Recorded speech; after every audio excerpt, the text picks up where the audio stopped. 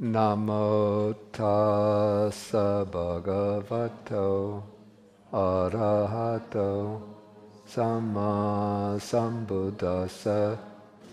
Namo tassa bhagavato arahato samma sambuddhassa.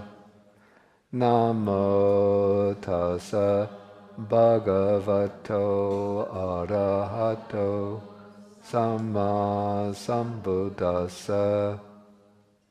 Okay, good afternoon, everybody. Okay, so we have been now discussing the functions of the cittas, the states of consciousness in the Abhidhamma. And if you remember, last time we went through the 14 functions of the cittas: rebirth linking, life continuum or bhavanga, adverting, seeing, hearing, smelling, tasting, touching, receiving, investigating, determining, the Javana stage, registration, and the death, dying. Okay, so now we come to the next section, which is determining what cittas perform what functions. This is very important for understanding. And I think when we go through this section, you'll see in the earlier classes, when we went through the names of all of these different cittas, it probably all seemed like conceptual chaos to you. Why are you laughing? You're supposed to be saying, no, it was perfectly clear.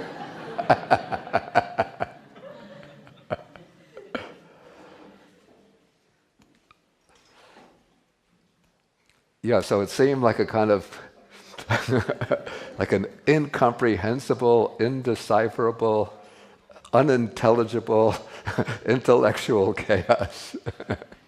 Okay, by the time we go through this section, it's sort of like the pieces will start falling in place. This will be like the stage, you know when you have these jigsaw puzzles and you're trying to fit the pieces together, and at first it's just like a chaos of little bits and pieces of puzzle. Then you start fitting them together. Then at a certain point, you're still far from finishing the puzzle, but now I'm getting feedback. Now the contours of the puzzle, the picture is starting to come into place, fall into place. And that's what will happen, hopefully, with this section. But before we go into the actual text of this section, there's something important to be explained as a kind of a preface to this section, and that is here in the guide, where we say that the present section will be less likely to cause perplexity, confusion, if it is recognized that there is a distinction between a type of consciousness and the function after which it is commonly named.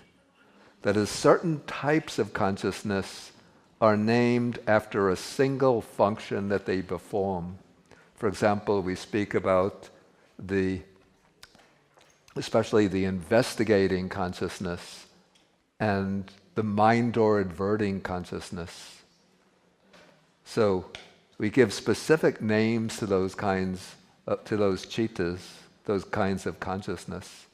But this name is chosen as a convenient designation based on maybe the primary function of that citta or the more interesting function. And it does not mean that this type of citta, that this citta is restricted to a particular function. Several of the cittas, actually many of them, perform several functions. And those functions might be completely different from the function after which it is named.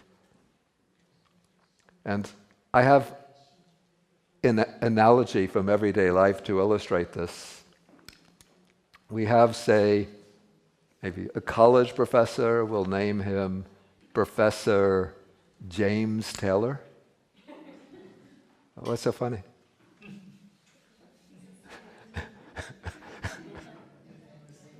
Is there a professor here named James Taylor? He's a singer. I see. Okay.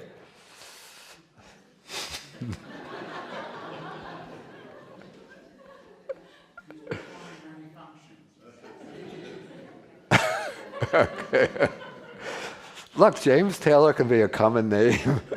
I'm sure if we do search the internet for Professor James Taylor, we'll find a few. Okay.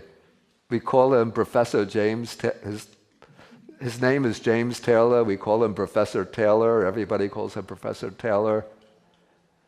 Does his wife call him Professor Taylor? Sometimes, maybe. So she'll call him Jim. And do his kids call him Professor Taylor? They'll call him Daddy. And his friends might call him Jim. Or if he's introduced in an informal setting, he'll introduce himself as James. And so he'll be designated in different ways according to the situation where he is. And so in a similar way, or actually we could also say, maybe this is a better analogy, we have the Professor James Taylor, so he's named Professor Taylor because he's, by profession, a college professor. So that's the function after which he's named. But he has other things that he does. He's a husband. So when he's talking to his wife, he's not teaching classical Greek literature. And maybe his kids has asked him to be the coach on the town softball team.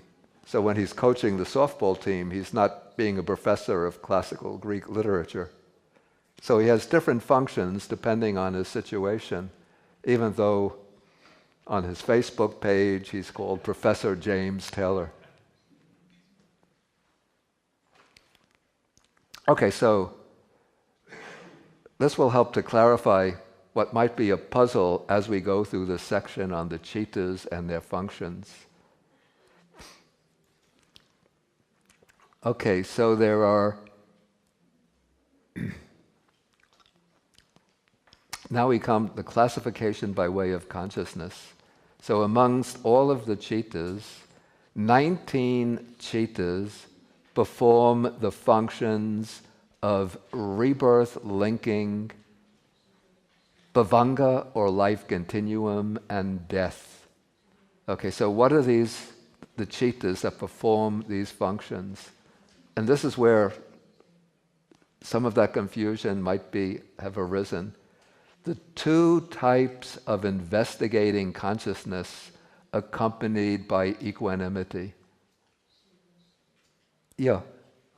The bhavanga, the life continuing chitta. Yeah. Is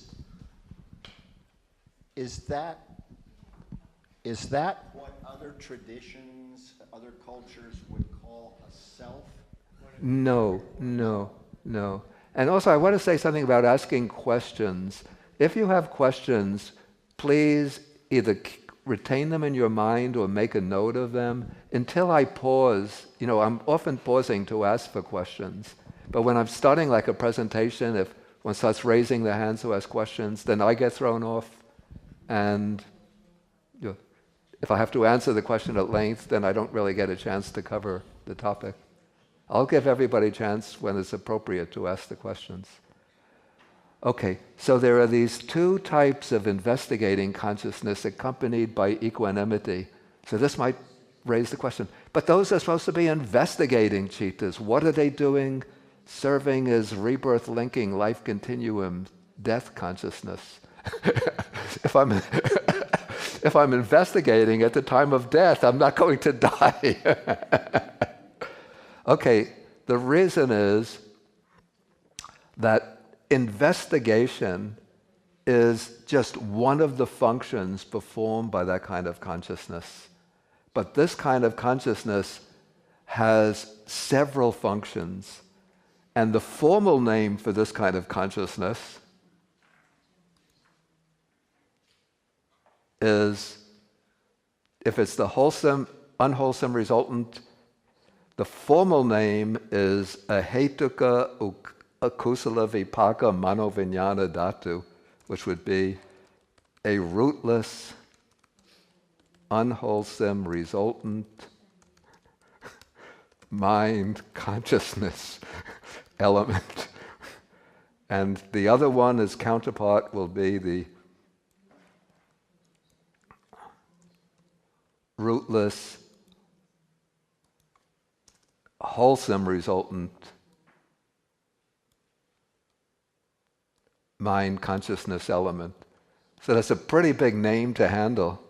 So instead of using that big name, for convenience, we refer to that kind of consciousness as the investigating consciousness. But investigating is only one of its functions. It has, I think it has 5 functions altogether, but we'll come to that shortly. This reminds me a little bit of names in Sri Lanka, names of lay people in Sri Lanka. Like, I remember a person that I knew, his name was Ekanayaka Nibanda Ulambana Rajagirya. And so we used to call him Upali.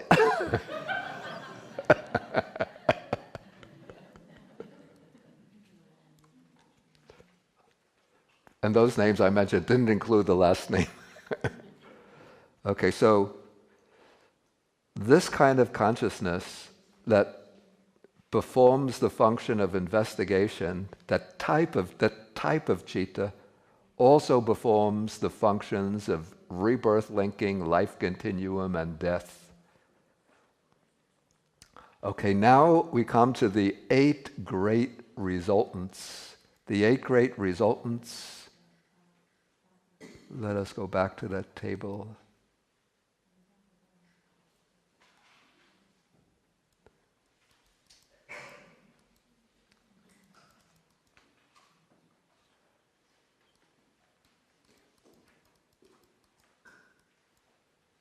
Okay, the 8 great resultants, those are the 8 sense sphere resultant cittas.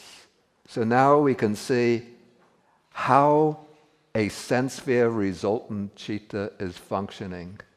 3 of its functions are to take on the role of activating the rebirth. So when the rebirth consciousness arises, for those in the sense sphere, at least some in the sense sphere, those who get a good rebirth in the sense sphere, it will be a sense sphere, beautiful resultant consciousness. A beautiful sense sphere resultant consciousness, one of those 8 great resultants.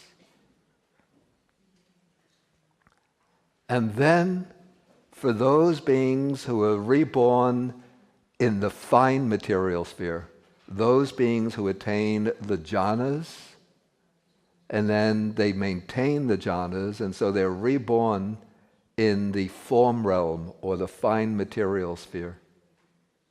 That's just the same thing, form realm, fine material sphere, just different English terms. So their rebirth consciousness, which also becomes then the bhavanga and the death consciousness, that will be one of the fine material sphere resultant cittas. And it will be the resultant citta that corresponds to the highest level of jhana that they attained and mastered. So say a meditator attains the first jhana, but doesn't go beyond that. So that meditator, and they're able to maintain that jhana up to the time of their death. So when they are reborn, they will be reborn with a fine material sphere, first jhana resultant citta. If the meditator attains, say, the fourth jhana out of the 5 jhana scheme, and they master the fourth jhana, then at the time of death, they'll be reborn with a fine material sphere resultant citta of the 4th jhanic level.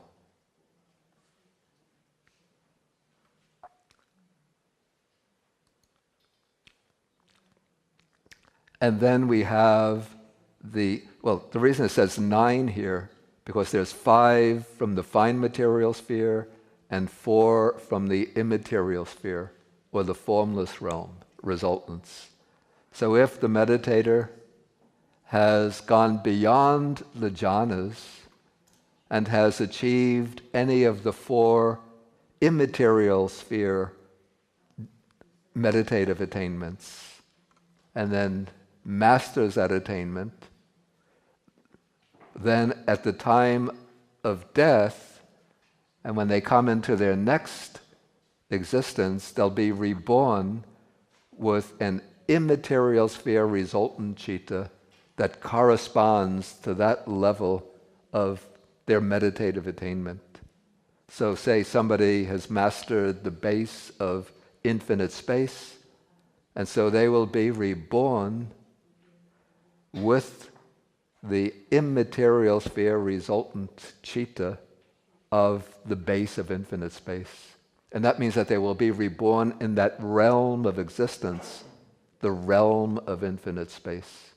And when they're reborn there, they're reborn with that resultant citta of the immaterial sphere, that base of infinite space resultant citta. Similarly, if they go further, they master the base of infinite consciousness, the base of nothingness, the base of neither perception nor non-perception.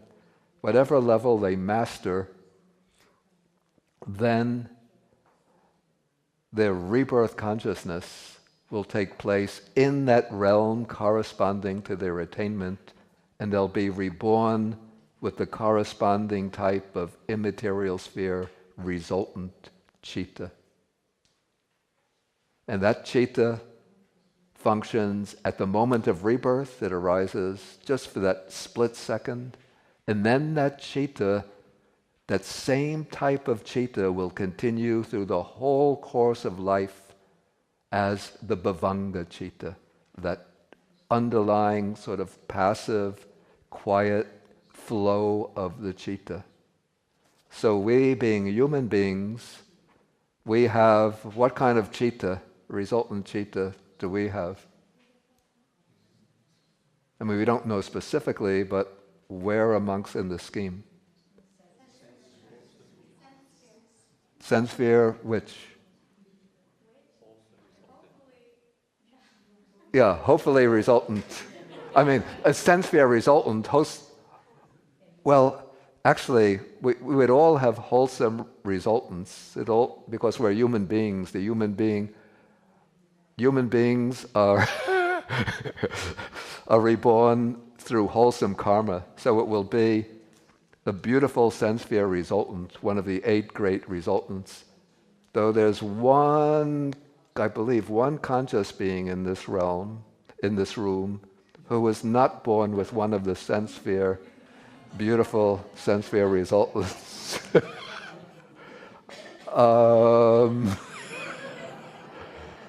Sorry, fellow. We just have to be.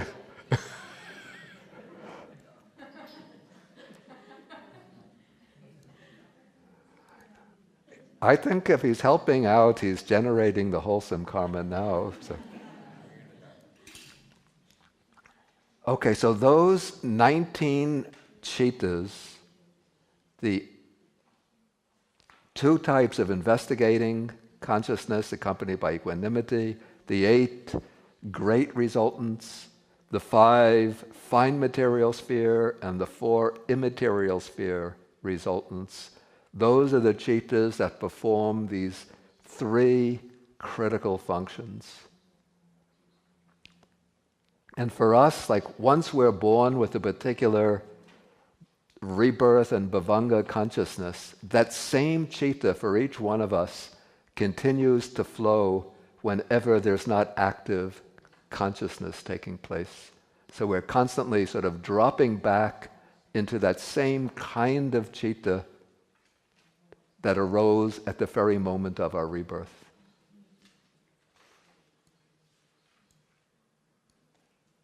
Okay, let's see if the commentary... Okay, so it's in the single life, it is the same type of citta that performs the three functions of rebirth linking, bhavanga, and death. So at the moment of conception, this type of citta arises, linking the new existence to the old one. Throughout the course of life, it's the same citta that arises countless times as the flow of the bhavanga. And at death, it's the same citta, same type of citta, that occurs at that moment of passing away. Okay, this is the more detailed explanation. Okay, so about the 19 cittas that perform these three functions. Okay, the unwholesome resultant investigating consciousness performs these functions in the case of those beings who take rebirth into the what's called the woeful planes or the lower realms, the hells, the animal realm, the sphere of the pretas, the petas, and the asuras. So these beings, all of them, the rebirth linking bhavanga consciousness is a result of unwholesome karma. That's why they're reborn in that realm. And for some reason, it's this type of consciousness that performs the function of investigating that also performs those functions. Okay, the wholesome resultant investigating consciousness. Now remember, this is a citta without the roots. It doesn't have the beautiful roots. So it's the result of relatively weak wholesome karma. So we want to generate and create strong wholesome karma. But those who generate wholesome karma that is not especially strong will still obtain generally a human rebirth, but it will be a human rebirth with some kind of congenital disabilities. So it said that this performs the function of rebirth linking and bhavanga in a human rebirth as one who is congenitally blind, deaf, dumb, and so on, as well as among certain of the lower classes of the devas and spirits. Now this, I think it's referring to those who have these conditions congenitally. It doesn't mean that a condition like that could arise in the womb in the course of development, the fetal development. In that case, it doesn't mean that this kind of citta is present. And if it happens in the course of life, that one goes blind or loses the hearing, it's not because of that citta, but because of other conditions.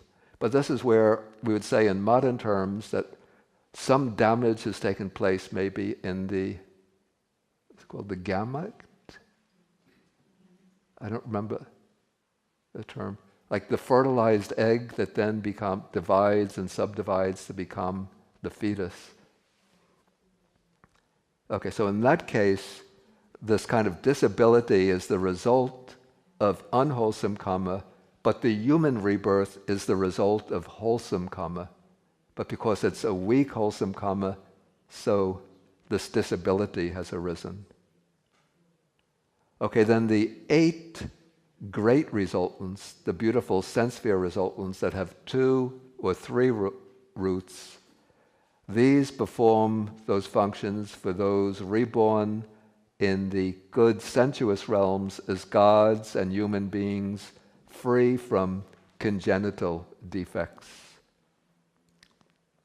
And so we have 10 chittas that perform the functions of rebirth, bhavanga, and death in the sensual plane.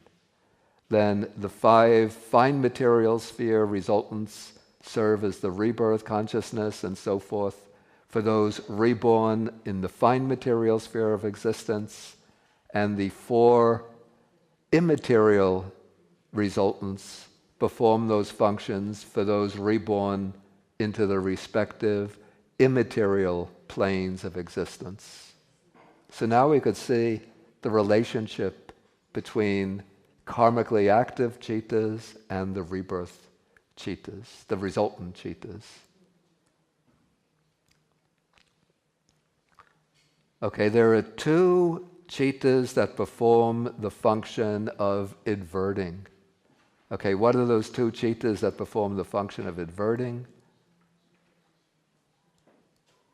Okay, one is called the 5 sense-door adverting consciousness. We've met this chitta already several times. So this is at the very beginning of a sense-door thought process. When some object knocks at one of the 5 sense doors, then there's that chitta that arises, sort of asking itself, what door are they knocking at? So if it's a form at the eye, it'll turn to the eye. If it's a sound at the ear, it will turn to the ear, and so on. So this is such that one quick moment of citta that turns to one or another of the 5 sense doors.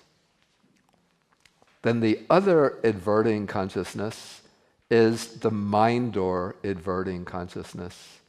So this is the citta that turns to the mind door when some object, like a thought or some idea, some image, some concept, starts to arise at the mind door, not through the physical senses.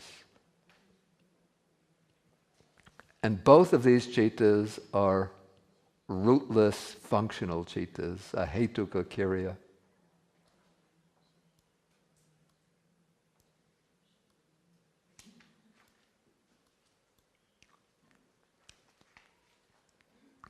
Okay, then there are 2 chittas that perform each of the functions of seeing. First seeing, hearing, smelling, tasting, touching.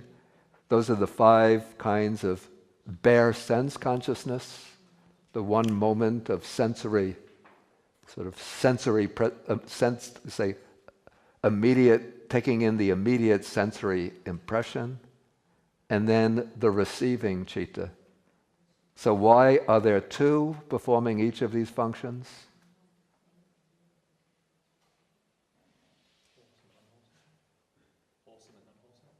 Resultants, right. Unwholesome resultant and wholesome resultant.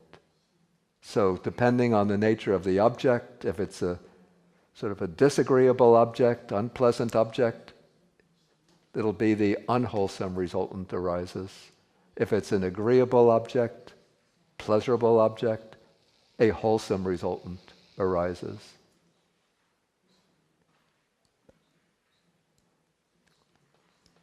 Okay, then 3 perform the function of investigating. You see, it's the same kind of citta. It's that ahetuka kiriya mano vijnana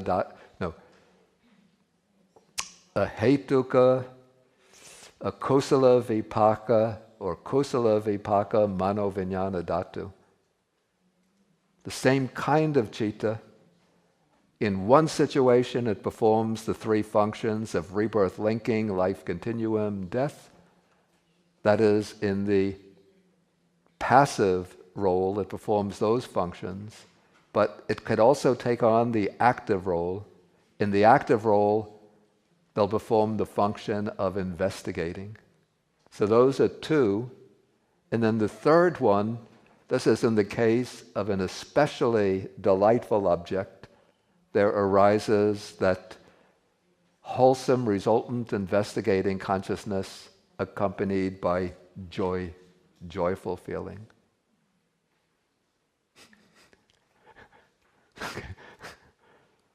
Okay, so we have 3 performing the function of investigation. Okay, now this is another example of one citta performing different functions. So here the text says, the mind or adverting consciousness performs the function of determining in the 5 sense doors. Now, if you remember the table on page 155,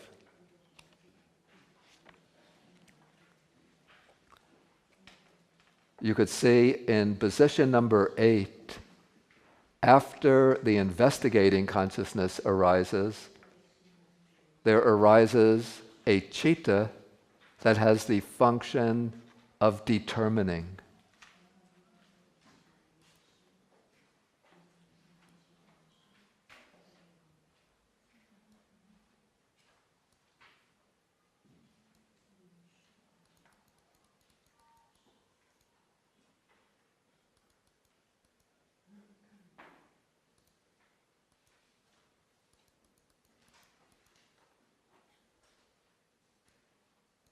That citta arises with the function of determining.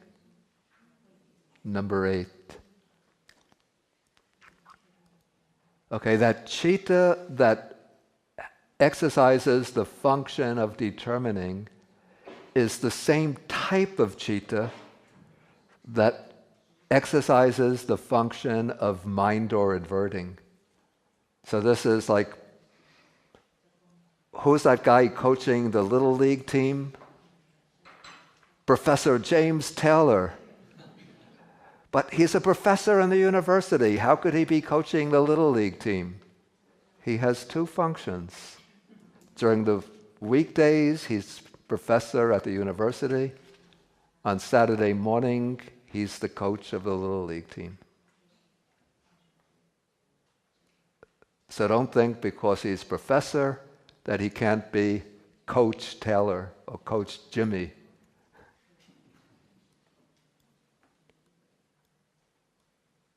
So here comes the explanation. That's the 5 sense door. Okay, the function of determining. So there's no distinct citta known as the determining consciousness, but it's the same type of citta, the one called the rootless functional consciousness, accompanied by equanimity, that performs the function of mind or adverting in the mind or process, and the function of determining in a process through the 5 physical sense doors.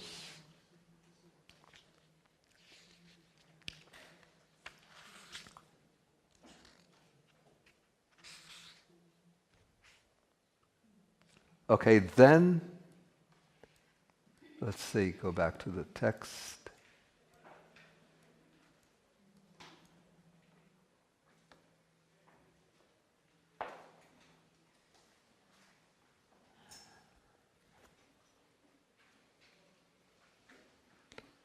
Okay, with the exception of the 2 types of adverting consciousness,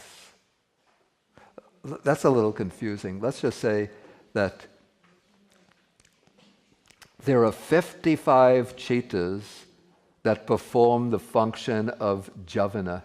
And remember, the function of Javana, that is the function where we actually respond to the object that's appeared. This is the stage in the process in which it runs for 7, usually it runs for 7 instances, 7 moments of Javana arise. And it's in this Javana stage that one sort of actively responds to the object that has appeared either at the sense door or at the mind door. So this is the decisive stage in the process where one is creating new karma. So everything leading up to the Javana is either a bare functional citta, a kriya citta, or a resultant citta. So we could say that this stage in the process represents the flow of old karma coming to maturity. The Javana stage is the stage of creating new karma. So there's this constant sort of oscillation back and forth, old karma producing its results, then in the Javana stage producing new karma that will have its consequences in the future, maybe long into the future. And so there are 55 types of 55 cittas that perform that function. So these are the unwholesome cittas. If you're keeping numbers, you could put 12. There are 12 unwholesome cittas. Then all of the wholesome cittas.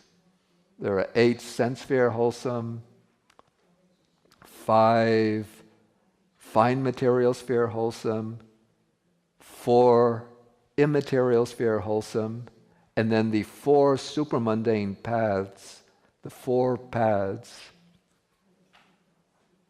And then this is the unusual case where the only resultant cittas that occur in the Javana stage are the 4 fruits, the 4 supramundane fruits.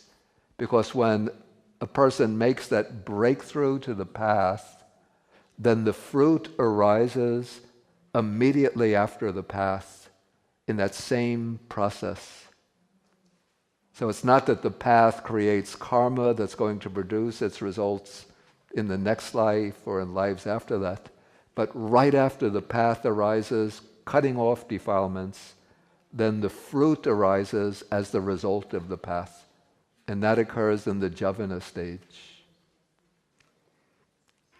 And then the functional cittas, these would be the beautiful cittas of the Arahat, whether sense sphere, fine material sphere, or immaterial sphere. Those cittas arise in the Javana stage. So maybe if we go back to that comprehensive chart of the cittas, okay, to see what arises in the Javana stage. So we have the unwholesome cittas, these 12. We have the sense sphere wholesome cittas,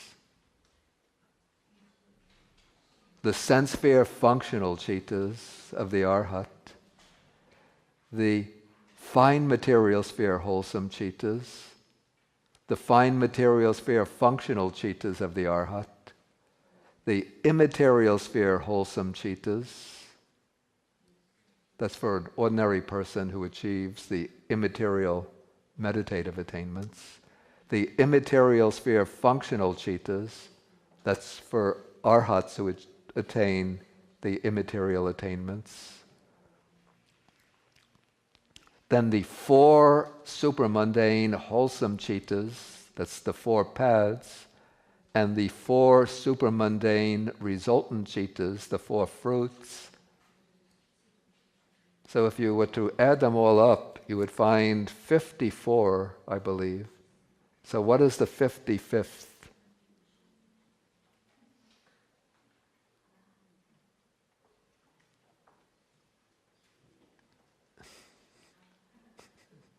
What is the 55th? What?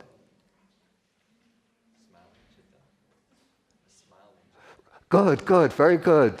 Say it out loud. Right, I was trying to give you a hint by smiling while I...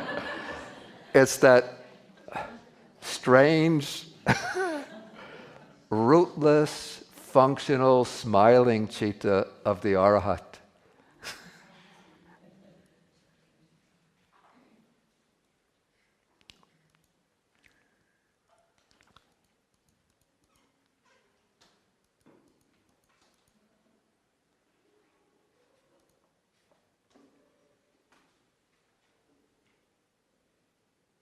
Okay, then we have still the function of registration, and this will be a little puzzling.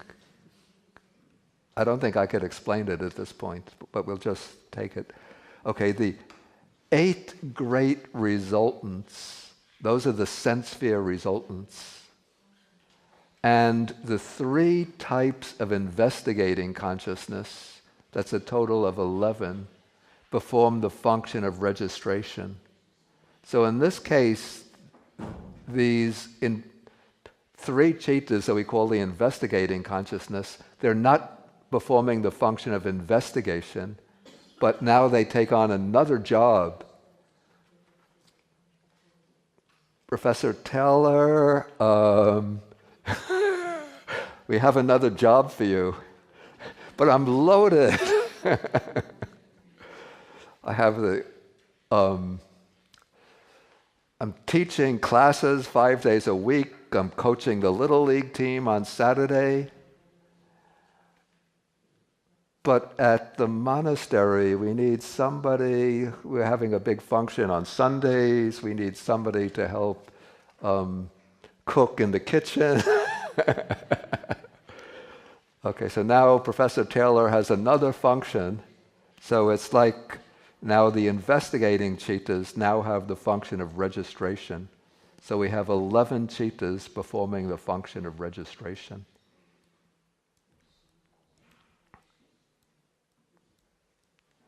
And so we can get a kind of overview of these chittas and their functions from this very, very useful table.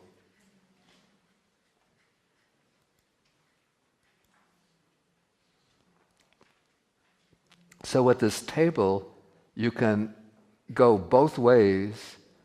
If you go down vertically like this, you take any function, let's say investigating, and you ask, what chittas perform the function of investigating? Then you see the investigating chitta with equanimity, the investigating chitta with joy, and there are 2 with equanimity, wholesome and unwholesome resultants, so we get 3. The total there is 3. If I want to know which chittas perform the function of registration, again, I go down along the row. I see investigating with equanimity, investigating with joy, and sense sphere resultants, which are 8. And so we see 11. Which chittas perform the function of investigation, of Javana? I see unwholesome. There are 12. I see the smiling chitta, 1, sense sphere wholesome, 8, sense sphere functional, 8, the sublime, that's the fine material and immaterial sphere, 9, and the supramundane,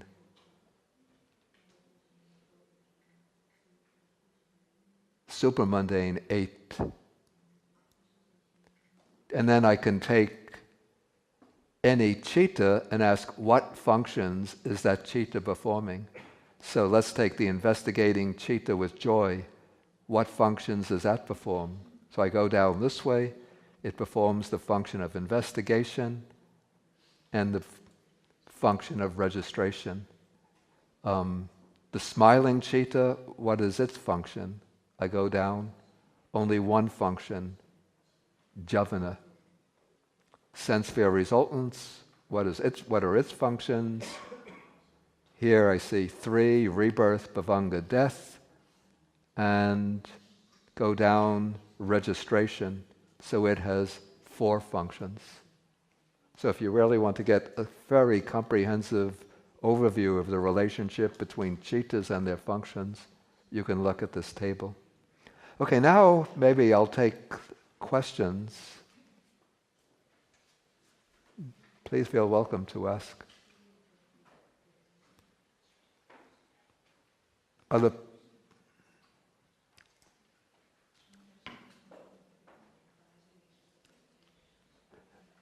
Yes, Jerry? Yeah, take the microphone.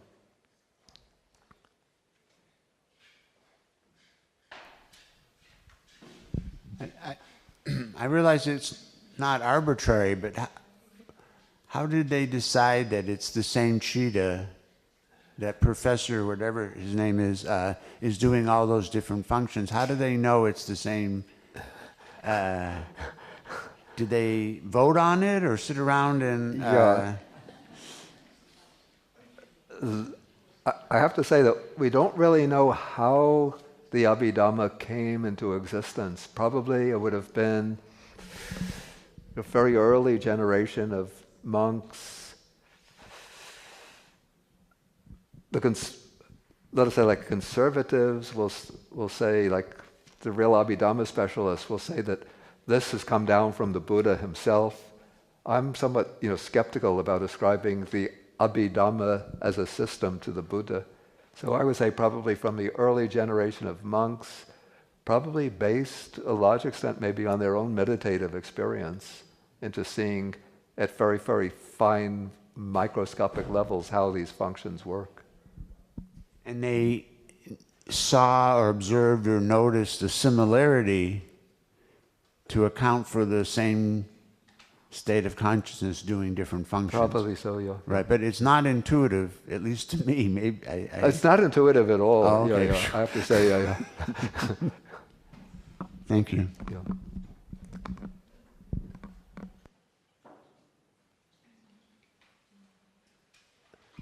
I see a hand over.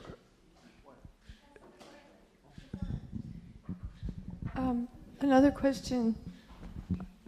I'm not unclear about when a cheetah arises and there are chaitasikas along with it. You talked about the box of chocolates. Yeah. And the box is the cheetah and the chaitasikas are the chocolates. Yeah. Does this all happen in the same moment? Yes. All of these chaitas are, again to use that simile, they're boxes of chocolates in a sense, that each chaita includes a multitude of the chaitasikas, the mental factors with it. So are they sort of unified in one kind of whole, homogeneous? They're not homogeneous because there's different fat parts, but somehow it seems like a whole in some way if you were able to observe it. Yeah. Each chaita, if you remember when we were discussing the chaitasikas, together with the chaitasikas, a single arising, single cessation, single object, single sense base or sense organ that they're based on. And so the citta arises together with the chaitasikas. The citta, the citta taken in itself as a separate entity has the task of sort of illuminating the object, making possible the experience of the object. But within that citta, the individual chaitasikas each perform different tasks, like feeling, Vedana, experiences, we say the taste of the object, the flavor of the object, whether it's pleasant, painful, neutral. Perception is what homes in on the characteristic of the object, the features of the object. Chaitana, volition, originates some, volitional response to the object. And if it's a passive or resultant citta, then they say the chaitana coordinates the other mental factors in relating to the object. So they all have their own separate tasks to perform within this overall unity of the citta. But it would seem like a simultaneous thing. Yeah, the citta and the chaitasikas are simultaneous. But then when that citta falls away, the citta just arises for a microsecond and falls away, then another citta arises with if it's a different kind of citta, with a different constellation of mental factors. So every citta has its own group of mental factors. Thank you. On this side, any questions? I like to get people to ask questions and challenging questions. Okay, please. I don't know if it's a challenging question, but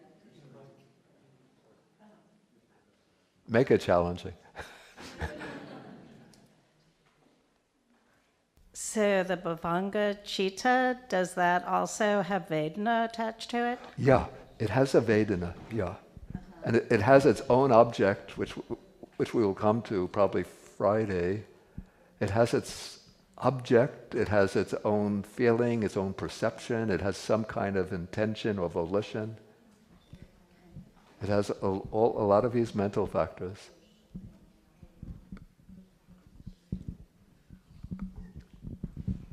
And what's interesting is that, as we'll see, the object of the Bhavanga remains the same throughout the whole course of life. So, throughout our course of life, we each have our own particular object, which was the object in the last conscious process of the previous existence, the object on which the death process focused becomes the object of the rebirth consciousness and of the Bhavanga. And so whenever we're not fully conscious, and even countless times, even right now, our mind is sort of constantly dropping in to the Bhavanga with that object that was the last object that we focused on in our previous existence. Yes, please. Yes. I was wondering, are the 7 Javana stages, are they all the same citta, or do the citta differ between the 7? In the Javana stage, the 7 cittas are identical, the same type. I think the reason there are 7 Javanas there is because it takes 7 cittas maybe to fully respond to the object. And then there are 7 Javanas. This is in a sense door process, but it's somewhat different when it comes to the attainment of the jhanas and the formless meditations, which I hope we can get to. But it comes later in this manual. Okay?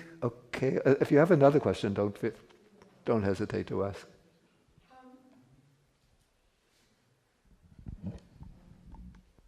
So you may have already said that, so I apologize if you did, but I think you said, like for an arahat, that object, that last moment would be nirvana, right? Therefore, nibbana would be the object Bhavanga focused on, or the death consciousness? No, for the arahat too, it will be the same object on which the mind focused at the moment of rebirth. And that would be like anything? Or? Yeah, we're going to, I don't want to get into that now, Okay, because that will come in doors. Okay. Now we're going to do doors, and after doors we come to objects. Okay, thanks. So, have to keep you in suspense about the objects. Okay. Yeah, please. Just to clarify, so with his question, Javana, Yeah, take the microphone.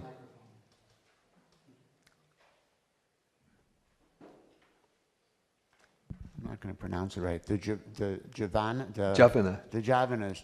So you said there's 7 cittas, but there's really one citta doing 7 different things. It's one kind of citta occurring 7 times. And doing different functions. No, it has the same.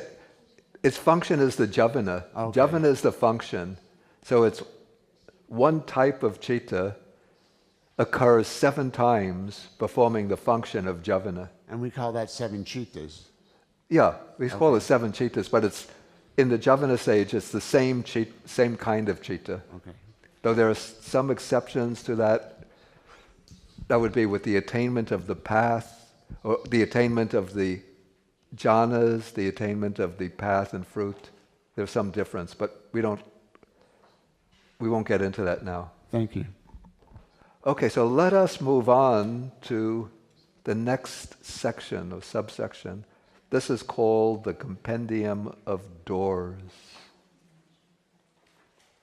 So just to get familiar with the name of these, let's read them together in Pali.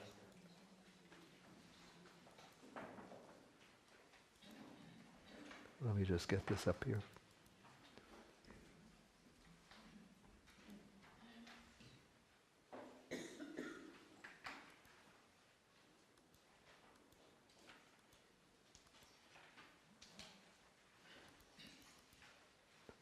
Okay, so Dvara Sangahe, Dvarani Nama, Chaku Dvarang, Sota Dvarang, Gana Dvarang, Jiva Dvarang, Kaya Dvarang, Mano Dvaran, Chati, Chabidani, Bhavanti. Okay, so you could see actually, you see Pali, just like Sanskrit, is quite a distant cousin, but still a cousin of the English language. So the word here is Dvara. And does it remind you of any English word? What? Door, right. So these are called the 6 doors. And the 6 doors are referring to, first 5 seem pretty obvious: eye, ear, nose, tongue, and physical body. And then the 6th door is what is called the mind door. And then it continues by saying, the text continues, it says, here the eye itself is the eye door, and so for the ear door and the others. But the life continuum is called the mind door. And just to get a little technical, when the Abhidhamma speaks about what's meant by the eye, the ear, and so on, by the eye, it doesn't mean, technically speaking, this organ taken as a whole, but it's said that within this organ there is a certain kind of substance, which it's called chaku pasada, which means something like the sensitivity, eye sensitivity. That subtle substance has the function of taking in light and colors and forms. So all of the rest of the eye sort of functions as the support for that eye sensitivity. And it's the eye sensitivity that actually takes in the colors and forms. Similarly, the ear doesn't mean this. You know, if somebody, a mean guy, were to cut off this part here, I would still have the ear as the ear door. Of course, the ear means a kind of subtle substance inside the ear channel that is sensitive to sounds. And then if some mean king were to cut off this, I would still have the nose, because what's meant by the nose is some subtle substance, probably up here, that is sensitive to odors. Of course, the tongue would... I'd better not bring in that example. But it would correspond maybe to what's now called flavor buds, the nerves spread out over the tongue that respond to different flavors.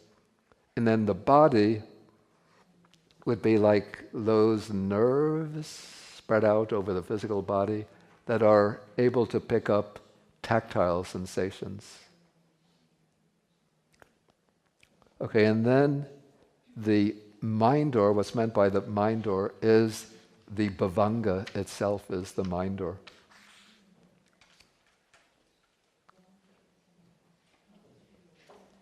Okay, then these 6 doors, why they're called doors, was a door, it's an opening in the wall through which people can come. People from the outside come in and people from the inside go out. And so we think of the door as being a portal, an opening through which the citta with its chaitasikas can go out to meet the object, sort of to shake hands with the object and say, "How are you, object?" Or alternatively, it can be like the opening through which the objects can enter into the mind and then become available for experience, available to the cittas and chaitasikas. So here in the explanation it says, the 6 doors of cognition are recognized, the 6 sense doors by which the citta and chaitasikas go out to meet the object, and by which objects enter into the range of the citta and chaitasikas.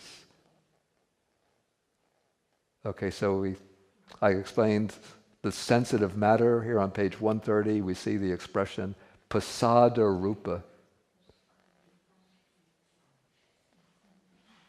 And then the life continuum is called the mind door. So the life continuum is not physical. The other 5 sense doors are physical, but the life continuum, being the bhavanga, is mental.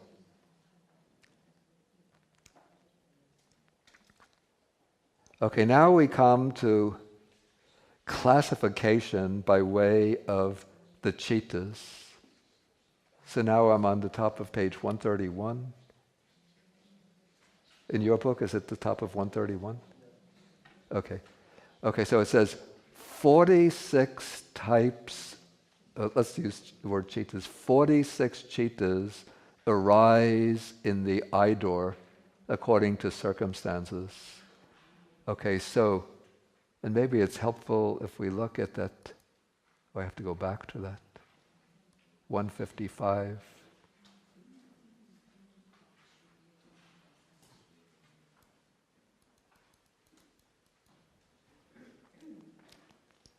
Okay, 46 types, 46 cittas arise in the eye door. So we could see from this diagram, the 5 door inverting. If a visible form is sort of strikes at the eye, then the 5 door inverting will turn through the eye, it will turn to that form. So there's the 5 door inverting. Then comes the I consciousness, the receiving, the investigating, the determining. Then, in the Javana stage, it could only be sense sphere Javanas. If one is in samadhi, the level of the jhanas, it won't be a visible form. And similarly, if one is in the arupa, the immaterial meditative attainments, you won't have a visible form as the object. So it will be sense sphere cittas in the Javana stage, and then registration. And then the guide here will explain in more detail what those 46 types of cittas are. So we have the 5 door adverting is only of one kind, that simple functional citta. Then we have 2 kinds of I consciousness, either unwholesome resultant or wholesome resultant. Similarly, 2 kinds of receiving consciousness, unwholesome resultant, wholesome resultant. 3 kinds of investigating consciousness, 2 with equanimity, and then the joyful one. Then the determining citta, which is functional, so it's only one citta. then 29 sense sphere javanas. So those sense sphere javanas, 12 are unwholesome, the 12 unwholesome kind. We know 8 are rooted in greed, 2 in hatred, 2 in strong delusion. 8 are wholesome. 4 of these are disconnected from knowledge, 4 connected with knowledge. Then the corresponding 8 kinds of beautiful citta, beautiful functional citta. Those are the same as the 8 wholesome, but in the case of the arhat. And then there is the smile-producing citta for the arhats. So if you add them up, 12 plus 8 plus 8, 28, and then flash a smile and strike up one more, and you get 29. Okay, then those that perform the function of registration, so it gives only 8, because these are the sense sphere beautiful resultants, though there's actually 11 that perform the function of registration, but those types of cittas were already mentioned by mentioning the 3 investigating cittas. It's a little confusing, but the type of citta arises in 2 roles, so we don't have to count it twice. So when you add these up, 1, 2, 2, that's 5, plus 4, that's 9, plus 29, 38, and 8, that's 46.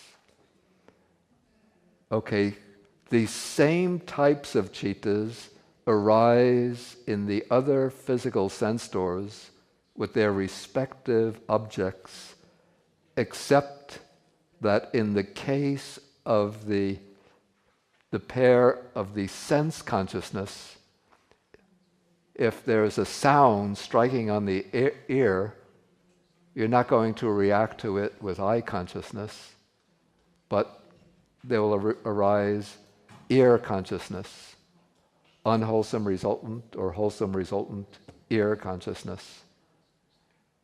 And if somebody gives you a delicious dish of food, and before you taste it, or maybe you come into the kitchen and somebody is preparing something that's delicious, then there arises a smelling consciousness or nose consciousness. And then if you taste the food and it's really good, then it will be wholesome resultant tongue consciousness.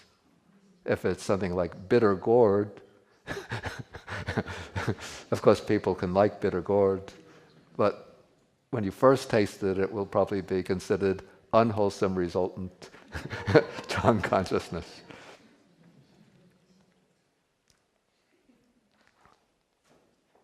Okay, so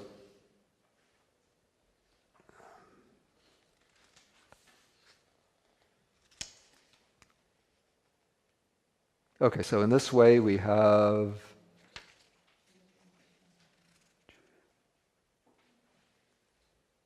altogether, it said, it should be understood that altogether 54 types of sense sphere consciousness occur in the 5 sense doors.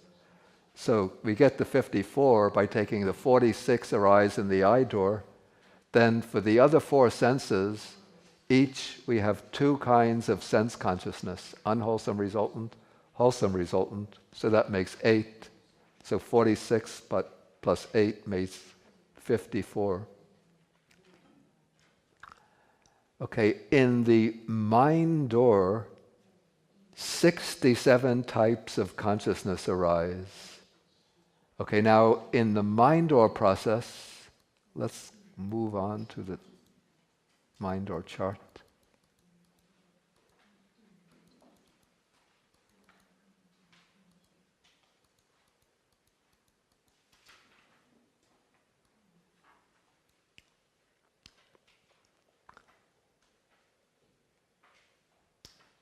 Okay, this is a bit tricky. Okay, in the mind door, 67 types of consciousness arise. mind door adverting, okay, that citta arises turning to the mind door. The mind door is the bhavanga. So this citta turns to the bhavanga. Then the 55 kinds of javanas that we came across in the section on functions, the javanas occur only through the mind door. Well, let's say, I'm sorry, I have to revise that and say the 55 javanas occur in the mind door, not only in the mind door. And then registration occurs in the mind door.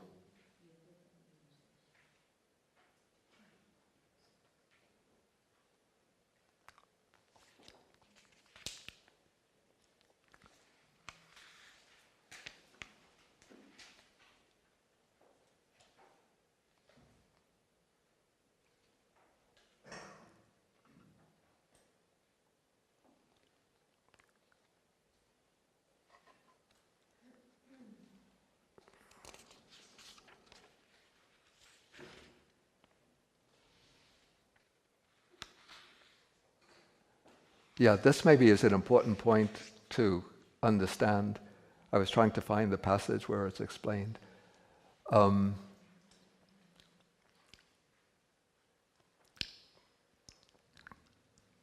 Maybe I'll just go on.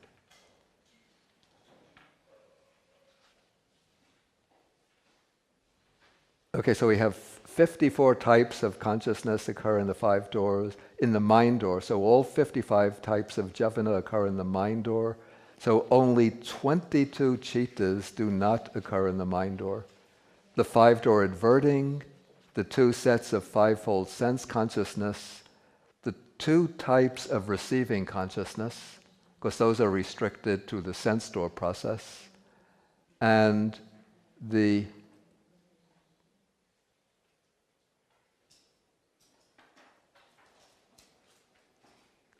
the 5 fine material resultants and the 4 immaterial resultants do not occur in the mind door, because those cittas take on the role of being the bhavanga, the rebirth and bhavanga. So they don't occur in active processes of consciousness. So they occur only as the passive flow of consciousness, only in the passive stage.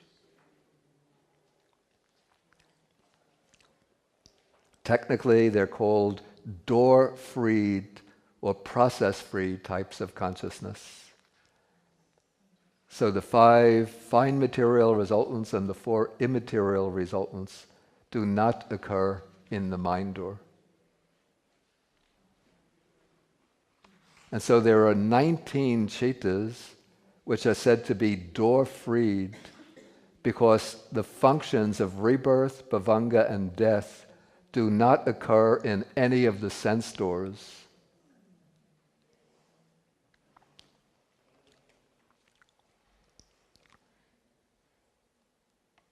Okay, now we come to the classification by the number of doors. Ooh.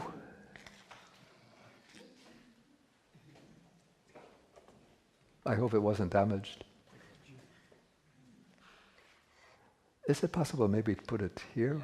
Would it would be safer there? Okay.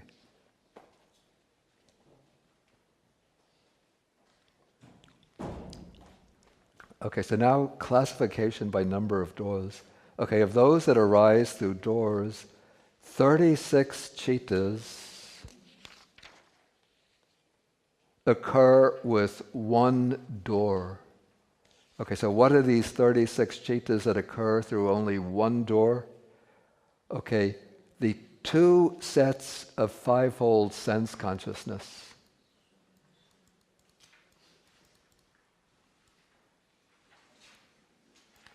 Okay, so eye consciousness, ear, nose, tongue, body consciousness, those cittas only occur through their own respective door.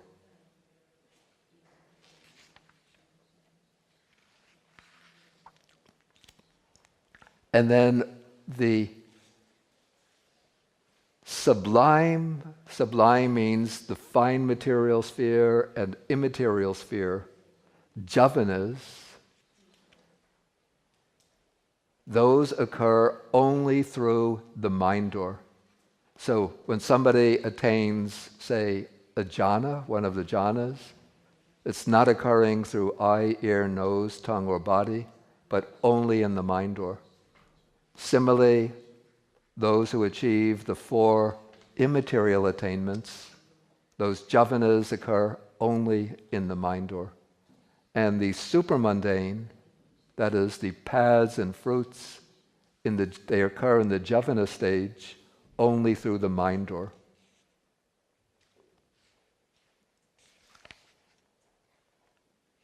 Okay, then there's what is called the 3 mind elements. The 3 mind elements, this is a shorthand term for the 5-door adverting consciousness and the 2 types of receiving consciousness. So those 3 chittas occur only through 5 doors. So the 5-door adverting consciousness can occur through eye, ear, nose, tongue, body. It doesn't occur through the mind door. And then the 2 kinds of receiving chittas also occur through eye, ear, nose, tongue, body. They don't occur through the mind door. So those 3 occur through the 5 doors. Okay, then this gets tough for me also. So if you're finding this difficult, you don't have to explain it, I do. Okay. So now we have chittas that occur through 6 doors. So this will be the joyful investigating consciousness,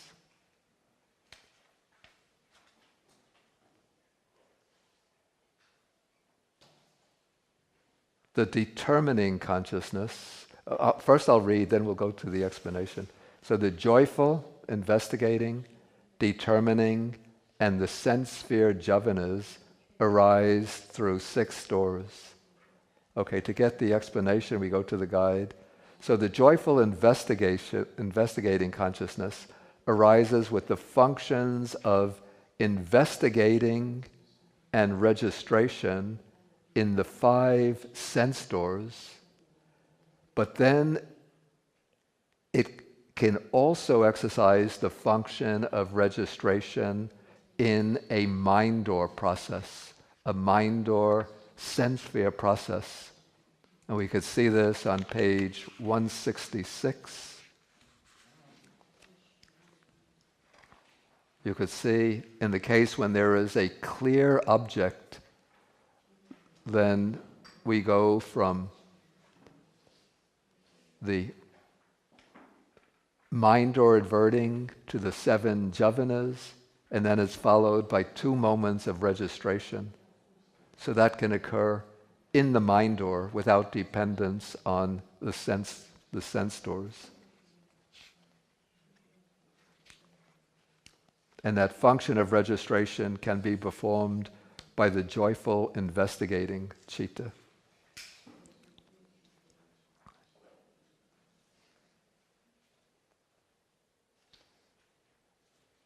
Okay, the determining citta. Okay, this citta performs the function of determining in the 5 sense doors and the function of adverting in the mind door. So you remember, when we discussed the functions, this citta, which is the rootless, functional, mind element consciousness, that's its official name. That citta, when it occurs in the 5 sense door process, it has the function of determining.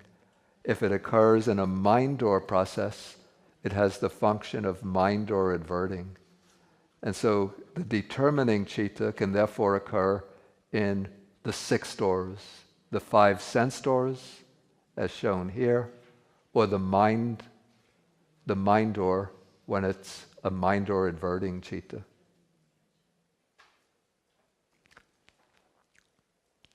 Then the great resultants, these 8 cittas, okay, like the 2 types of investigating consciousness accompanied by equanimity, arise through the 6 doors in the role of registration, and as door-freed in the roles of rebirth, bhavanga, and death consciousness. So when these great resultants, if they are performing the function of registration in a sense door process, then they can arise through any of the 5 physical sense doors.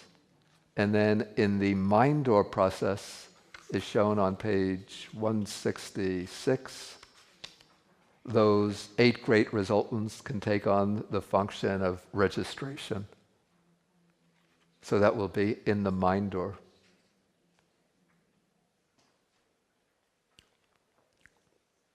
And so they can occur in the 6 sense doors. And then when they take on the roles of rebirth, bhavanga, and death consciousness, then they are said to be door-freed. They're not occurring through any of the doors. Okay, then the sublime resultants, those are the 5 resultant fine material sphere cittas, and the 4 immaterial sphere cittas, the 5 fine material sphere resultant cittas, and the 4 immaterial sphere resultant cittas, those do not arise through any of the doors, because those cittas occur only in the role of rebirth, bhavanga, and death consciousness. So those are door-freed types of cittas. They're outside the scope of the doors.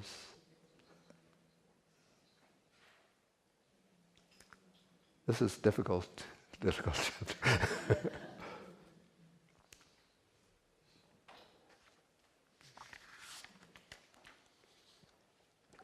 Okay, and then we have a table, a useful table showing the relationship between cittas and doors. This is the table on page 133.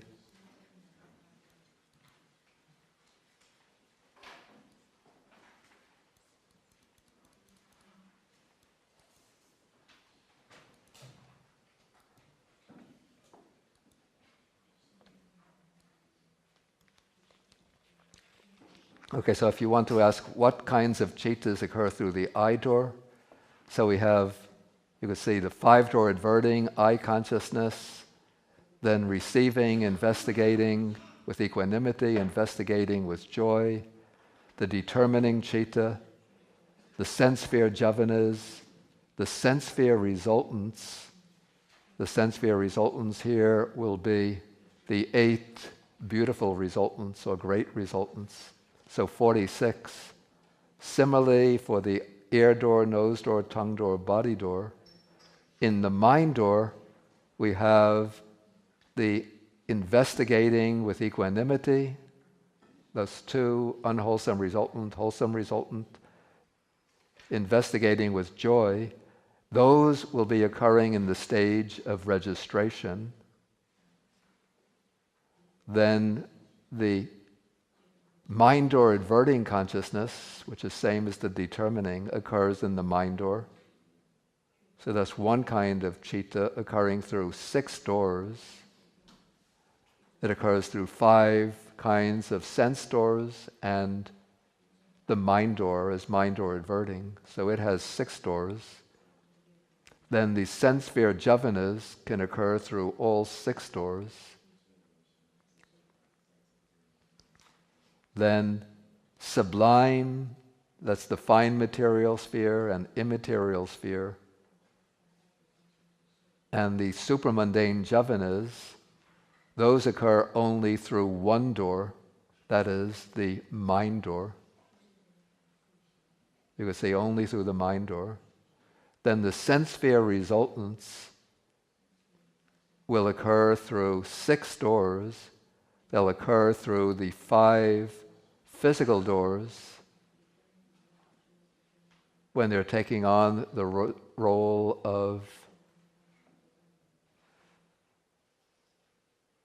registration consciousness, and they'll be door-freed when they're taking on the role of rebirth, bhavanga, and death consciousness. So they occur through 6 doors.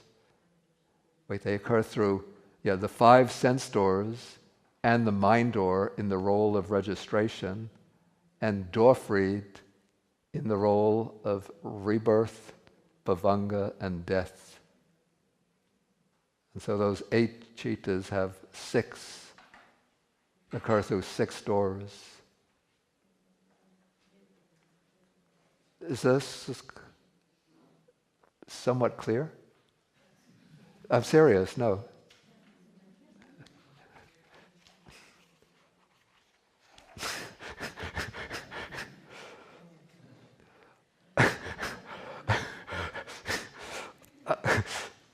I told Venerable Jinchuan before this program started, we're going to have to give them a 10-minute break in between the program.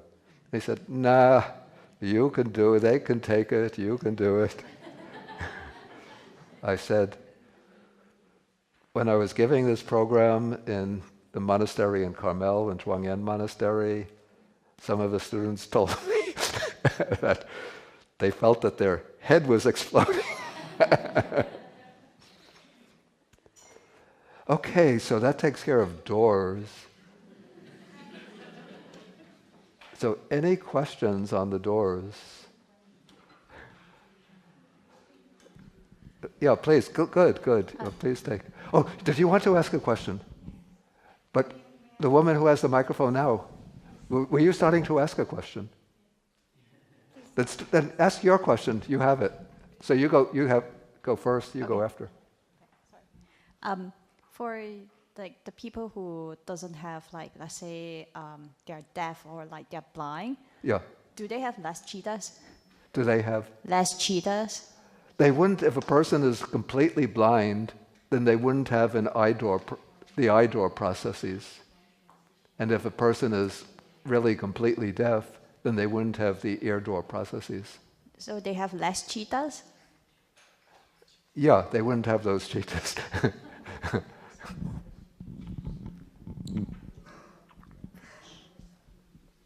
Yeah, they would actually have, the blind person would not have, I guess that they would just be lacking the 2 citas, the unwholesome resultant and wholesome resultant eye door, eye consciousnesses, and the deaf person, the unwholesome resultant and wholesome resultant ear consciousness. Okay, please. Venerable teacher, it's true, today I feel closest to the head exploding sensation. Yeah. With a wholesome citta or an unwholesome citta?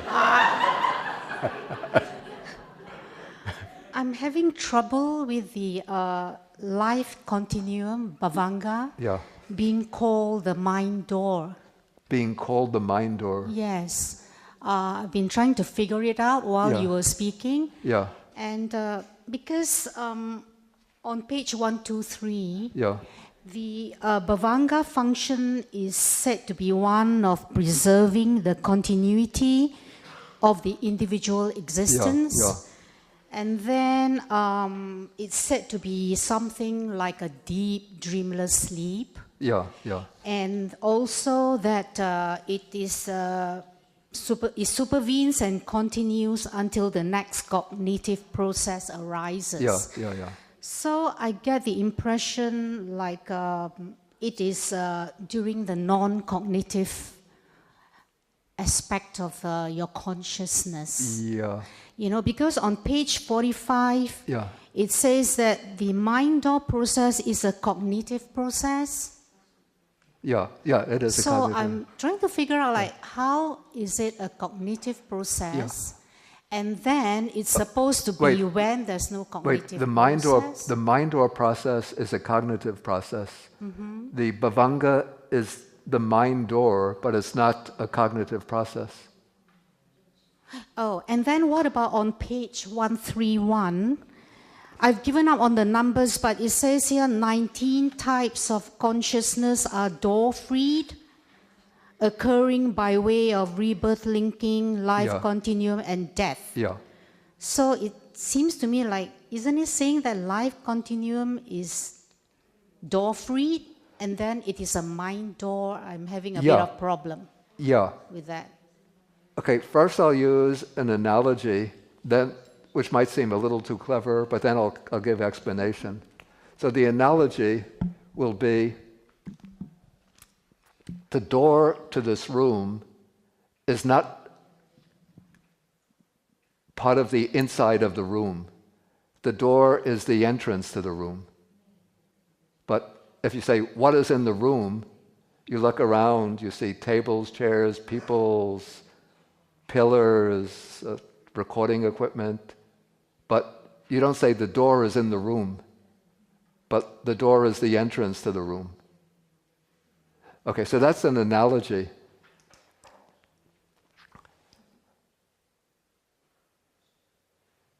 Maybe we'll say,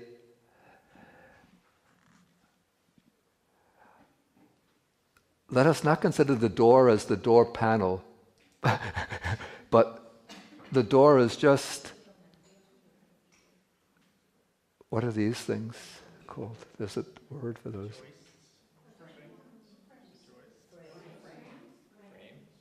The frame. Okay, the door frame. So the frame is continuous, say, with the hallway. So we'll say that the hallway is the flow of the bhavanga. The door frame, maybe it's almost like it's part of the hallway. It's like the end of the hallway. And then you pass through the door frame, and then you're into the room. So the door frame is actually the last part of the hallway before you get into the room.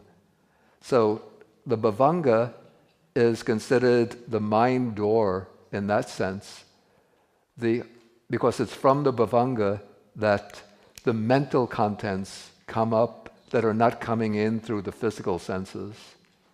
So it's through the bhavanga that comes up ideas, images, maybe non-sensory thoughts, and so on. So those are considered like coming up from the bhavanga. So the bhavanga is the mind door through which objects, purely mental objects, come up for the process of cognition. So is that a separate function? Okay. Now,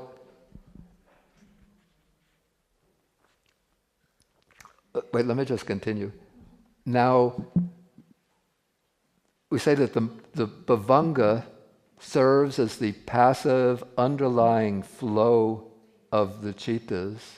And I said that we could see this function of the citta, of the bhavanga, most clearly in the case of a deep sleep. But as I said the other day, even during the course of our waking life, even while we're sitting here right now, the mind is constantly going back into the bhavanga, coming out, going back, coming out, very, very quickly. And so even when we're thinking, say we're thinking, you're listening, I have to think when I'm speaking, you are thinking when you hear me speaking. Those thoughts are coming out from the bhavanga, and then the mind, as those thought comes up, the mind is turning to the bhavanga very quickly, and then running through those thoughts in the Javana stage. But this is all happening just so quickly that we don't detect the process taking place. We're not able to detect this drop into the bhavanga, coming out, dropping down, coming out, and the different stages in the processing of the information to get a clear thought. Does that make it a bit clearer? Sort of.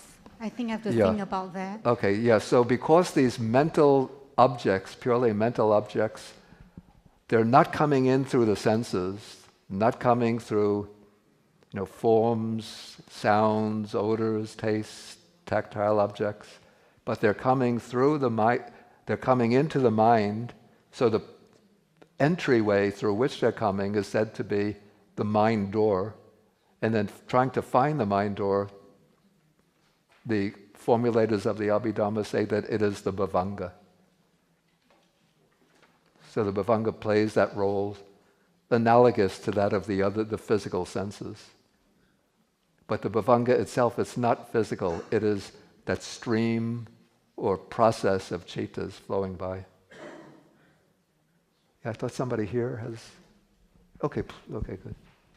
So I've been thinking, when you sleep and you dream, and that creates chittas, right? When you dreams, and those chittas, are they the same as when you are awake? Are they wholesome, unwholesome? Are they? Yeah, that's a good question. First, in dreaming, there are definitely active chittas there. The dream is not the bhavanga stage, but the dream will be active forms of chittas. And they would be, I would say that they would be mind or chittas, not sense chittas, when one is actually dreaming. It could be that it seems that you're dreaming, maybe there are sounds of birds chirping outside, or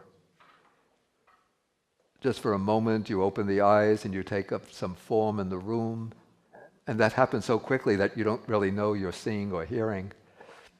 And then that feeds into the dream. So you continue the dream based on the birds singing, and so you're dreaming about birds or something you see in the room.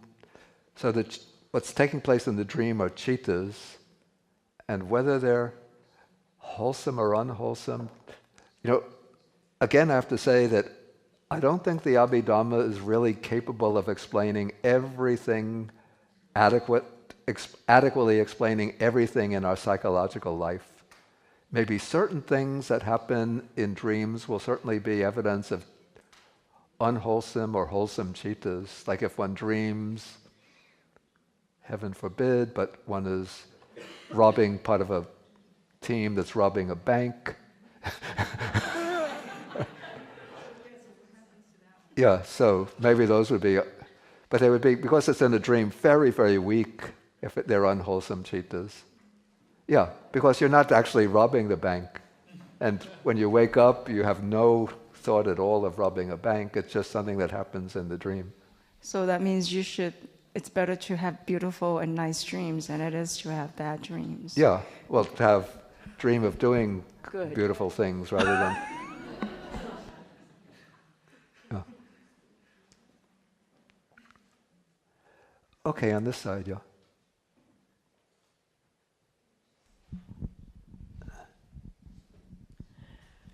Thank you, Venerable. I just have a clarification I would ask you to make about the mind door adverting consciousness. It appears in the functional rootless citta, which is only the domain of arahants. Is that correct? Wait, say again. That mind door adverting citta appears in the functional rootless citta group, right? Yeah. So my question is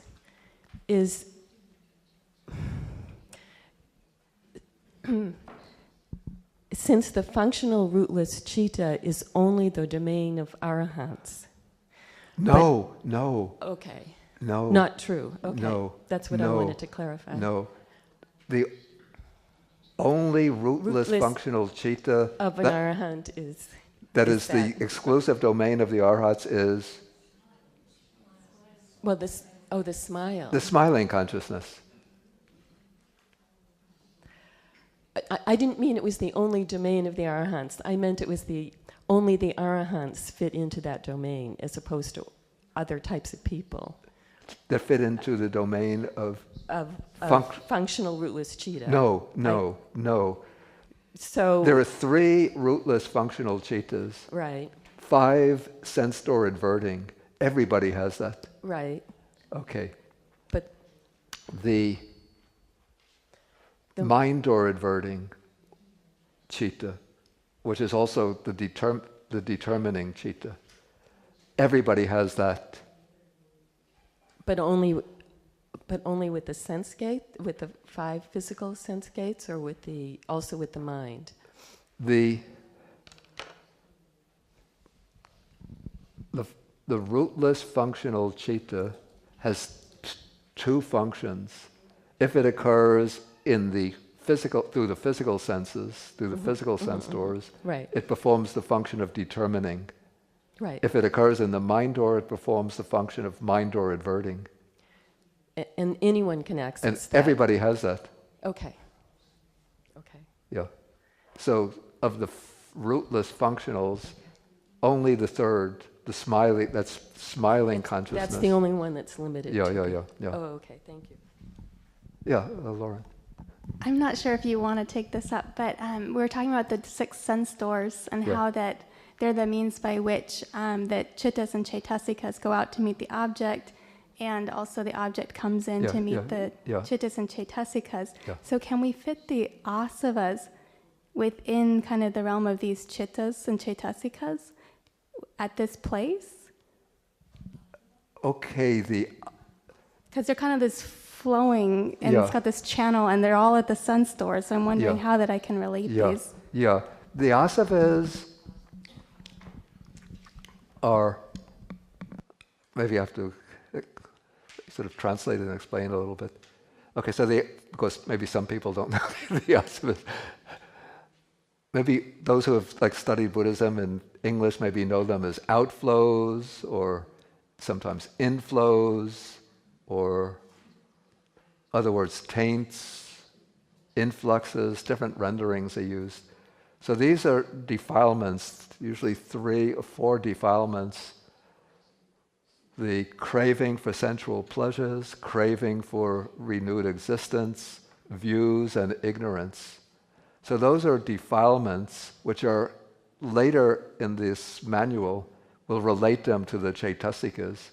So those, the first 2, craving for sense pleasures, craving for renewed existence, are forms of the chaitasika greed. Yeah, the asava, asava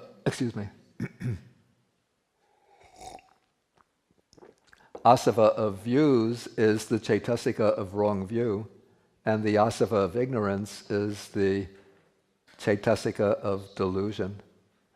So maybe they're called asavas to indicate the way in which they might be seen as sort of buried someplace, sort of deep within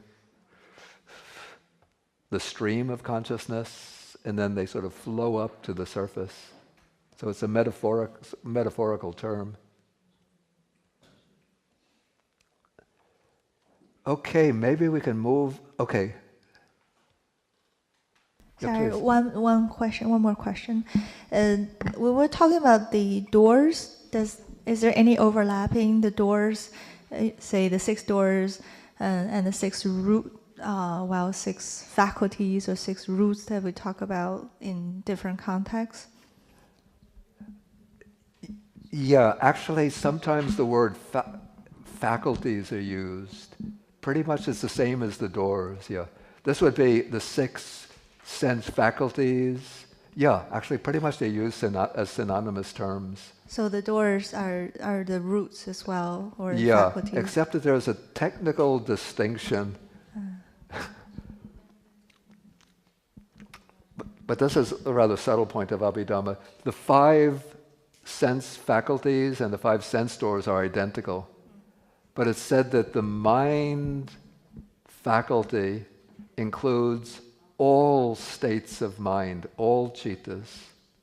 Yeah. Whereas the mind door is the citta that's functioning as the bhavanga, or is the bhavanga. But let's not get troubled by that now. It's a rather... And also when you were talking about the... yeah, let's say for practical purposes, we could say that they're the same. Okay, but the six, but the mind door and the mind faculty are actually different. Let's say the mind faculty will include the mind door, but it has a wider range. Okay. Since it includes it's said to include all types of chittas. Okay, and also when you were describing the process of, for example, our daily mind movement, we're going back to the mind is going back to the Bhavanga and coming back. And is there any say overlapping process with the formation skandha? Like how consciousness, how different thoughts come from, like how it's formed. Is there any? What's called the skandha of the formations or mental formations, that would include the chaitasikas. Yeah, so the chaitasikas are present in the different chittas. Yeah. So it's not that the mental formations are one thing and then the chitta is something completely different, but the mental formations are the chaitasikas within the chitta. Got it. Thank you. Okay, let us see if we could start on the objects. The objects is an interesting but somewhat difficult topic. It starts off seeming to be easy, but then it gets difficult. Okay, so now we come to the analysis of the objects. So we could just read the names of the 6 objects together in Pali. Skipping over the first words, we start with Rupa Ramanang, if you see it. Sada Ramanang. Gandha Ramanang. Rasa Ramanang. Potaba Ramanang. Dhamma Ramanang.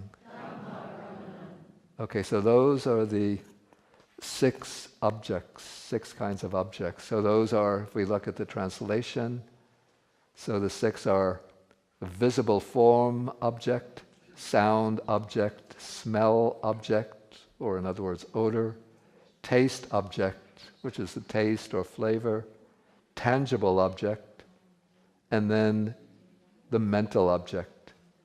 Okay, so visible form itself is the visible form object, sound is the sound object, and so on. Okay, this is where it gets sort of a bit difficult. The mental object is 6-fold. There's something, and I'm going to explain these terms as we go on.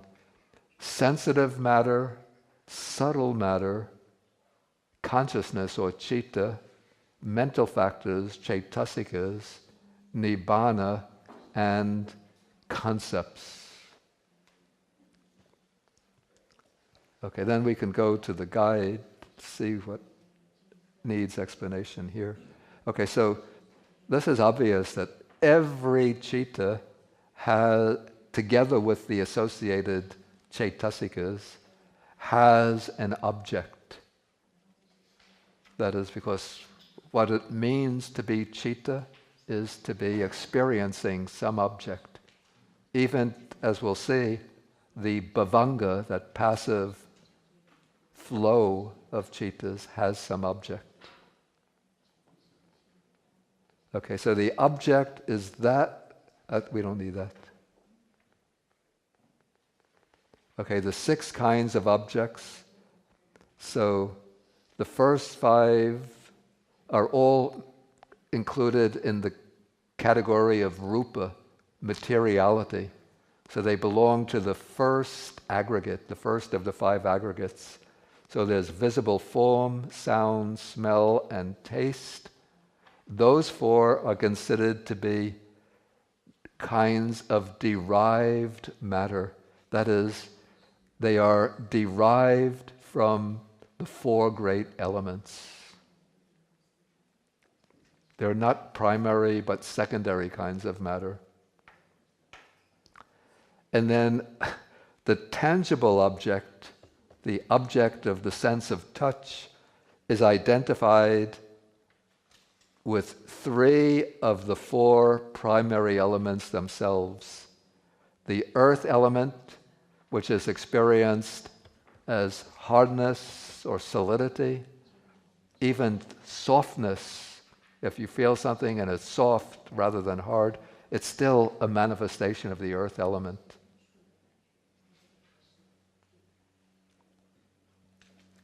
Then the fire element, which is experienced as heat, and if you feel something and it feels cool, that's still a manifestation of the fire element. It's just that the fire element of the object you're touching is less than the fire element of the body.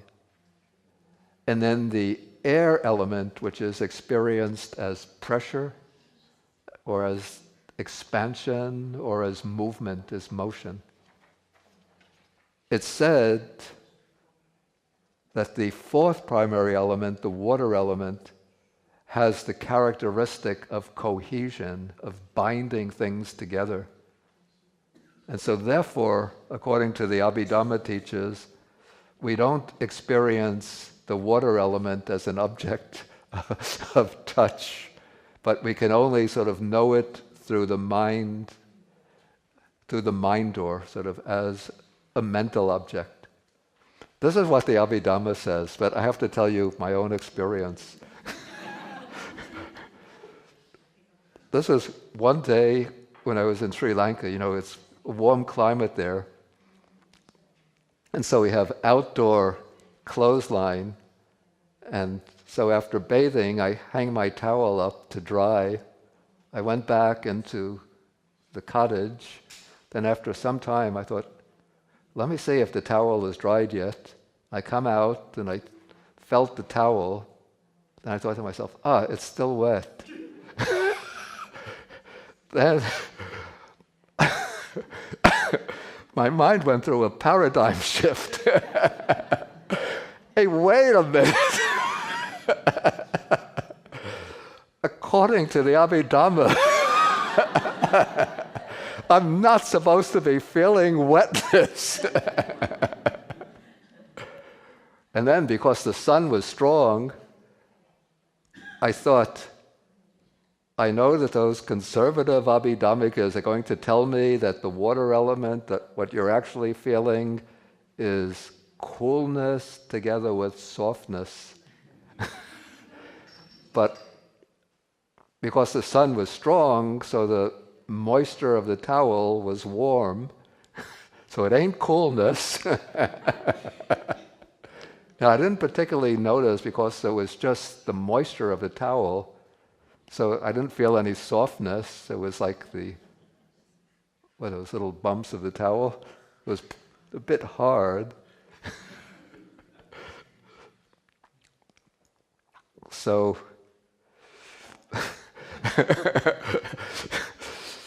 I realized that I have to go back centuries in a time machine and argue with the formulators of the Abhidhamma that we can experience the sense, the water element as a sense of, through the sense of touch.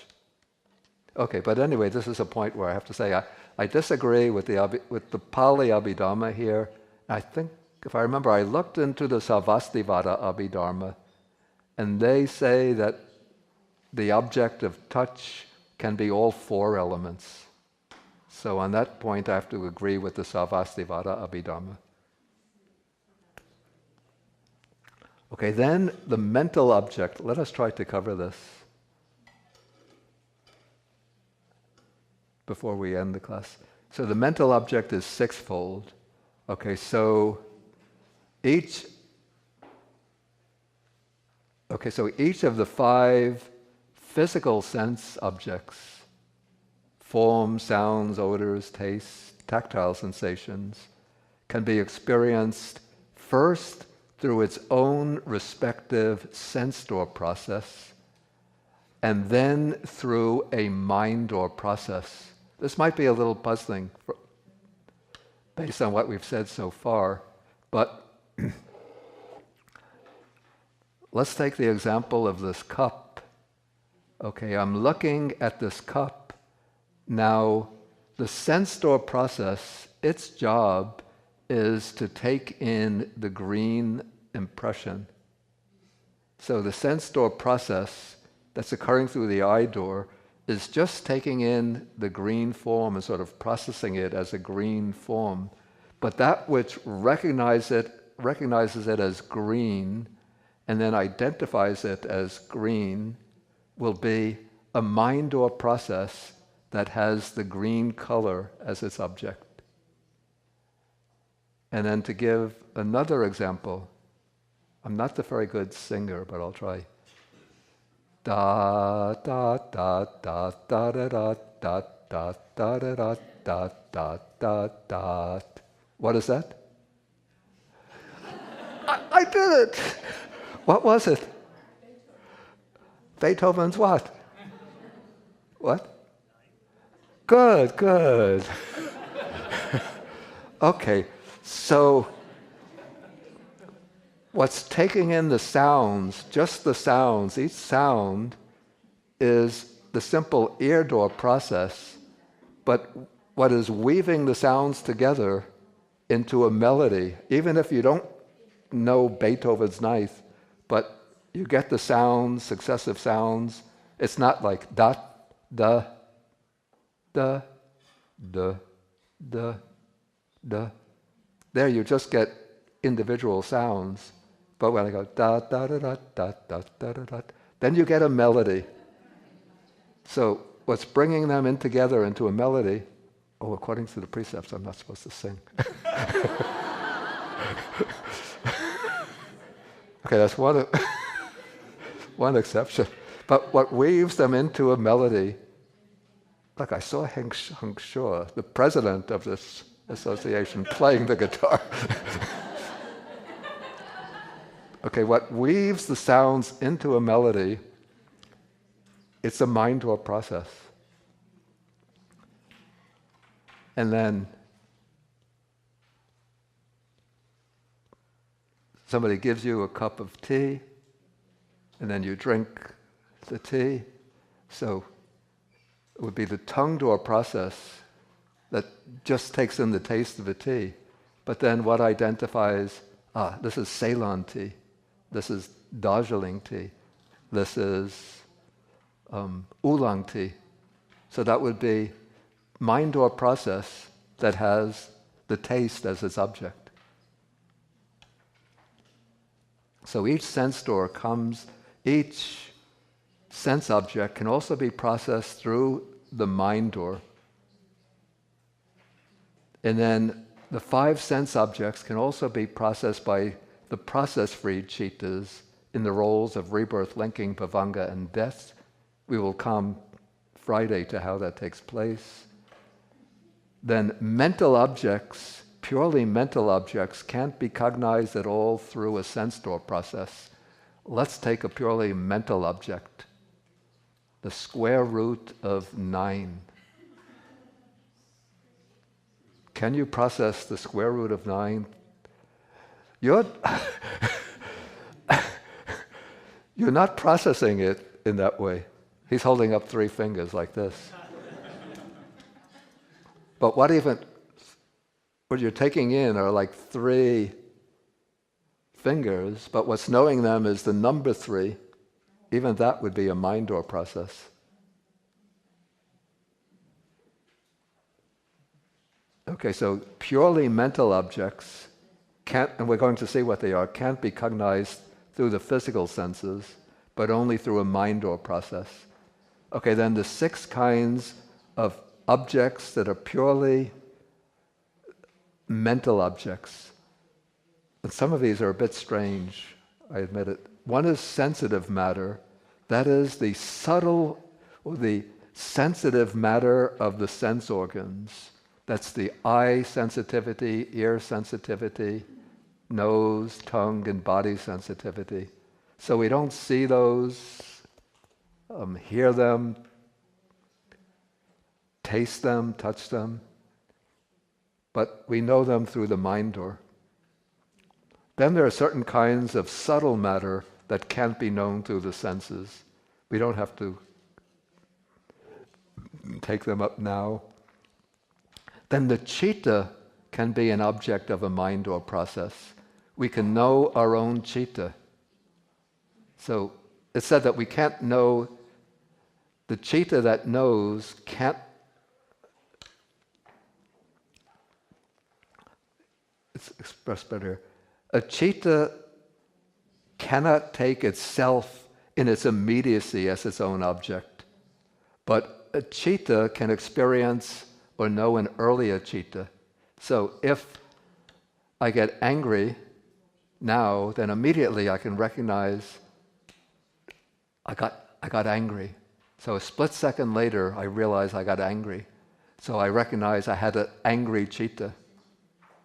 Or if I was getting drowsy, then I recognize that, I had a drowsy citta. So I can know the cittas,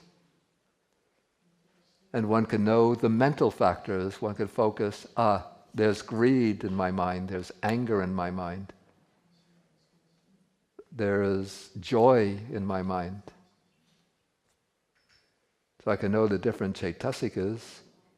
Then for the paths and the fruits, then nibbana becomes the object of the supramundane cittas, the paths and the fruits. And then what are called concepts, which includes all kinds of ideas, thoughts, judgments, and so on. Those can become mental objects.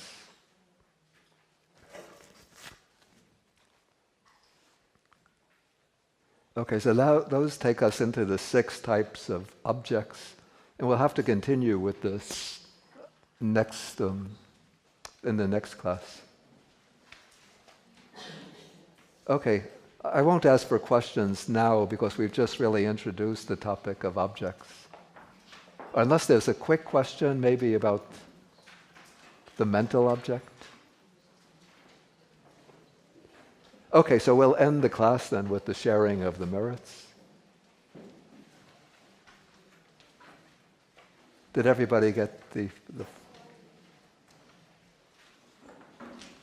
Okay, so we're going to share the merits with the deities, the nagas or dragon spirits, the bhutas, the fair spirits, and all beings.